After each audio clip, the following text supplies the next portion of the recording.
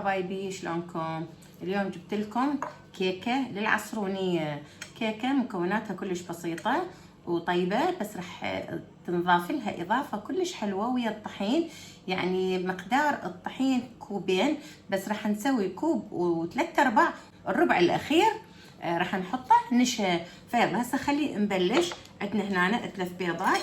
طبعا نفصل البياض عن الصفار.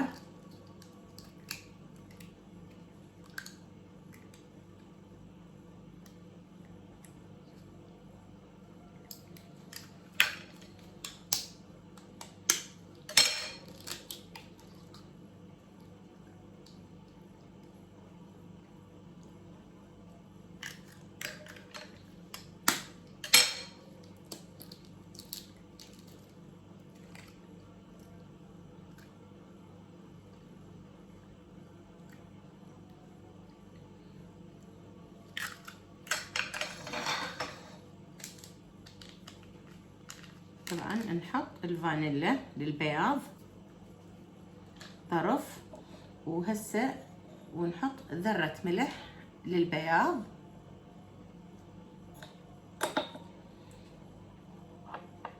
وبالنسبة للسكر راح نقسمه هنا للصفار وللبياض. طبعا اول شي بالمضرب راح نضرب البياض، بس على حركة بطيئة أول مرة. هسه هاي خلاص خلطنا البياض، راح نحول على الصفار. الصفار راح نحط له زيت،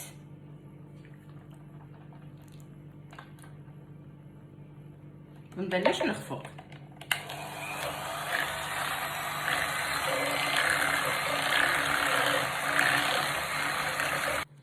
هسه نحط على صفحة، لأن لازم ننخل الطحين.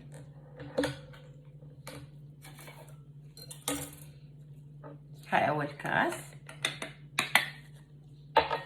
الطحين ضروري تنخلوه. وهاي البيكنج باودر ظرف بما يعادل ملعقة. أكيد النشا قلت لكم ربع نشا. هسه نبلش النخلة.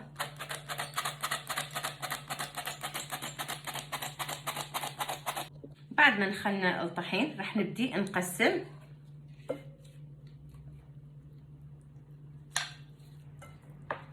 الخلطتين البياض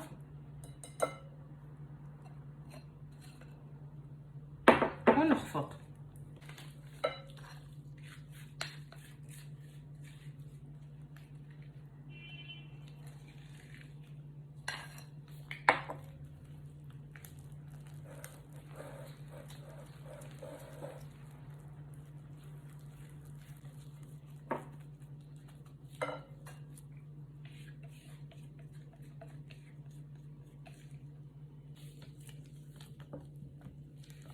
هسه نجيب القالب. لازم يطلع هذا قوامها كريمي.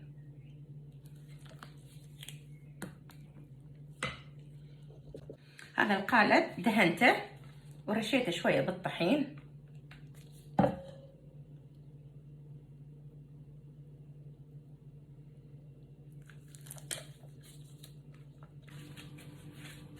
أكيد دائما نقول من نبلش بشغل الكيكة نفتح الفرن. هسه أنا فاتحة الفرن على 180 درجة، وطبعا أكيد الأفران ما تفتحوها إلا بعد مرور 20 دقيقة، وحسب أفرانكم ما أقدر أقول لكم 25 30 35. فهسه على الفرن.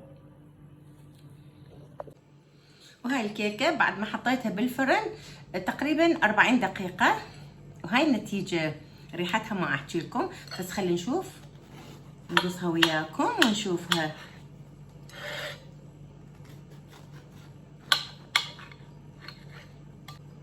وهاي الكيكة مالتنا مو طبيعية، كلش طيبة.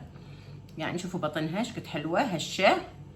هاي تصلح للشاي، او اذا الصبح تحطون عليها الزبد او جيمر. وعلينا وعليكم بالعافية. يلا ان شاء الله اشوفكم على فيديو جديد. الى اللقاء.